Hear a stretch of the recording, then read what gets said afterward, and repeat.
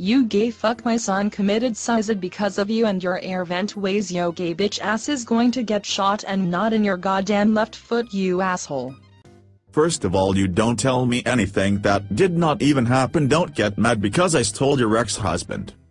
Why every time we come here we always jumping on this wanna suck dick nigga, I mean go damn capo, let's cut him some slack. Well bitch, that nigga is gay. He was talking about my uncle over in it one. Yeah, that dumb bitch faggot nigga always on some nigga dick most of the time when they be sleep. Oh hell, that nigga killed my son by fucking him in the ass at the fucking gas station. That was sad as fuck. Oh yes, his name was Antonio Nunley. That is a damn shame, you should be sick of yourself. I just wanna go home because if I am by a gay ass nigga I get sick like you pussy. That is a punk ass nigga, go suck a dick you bitch.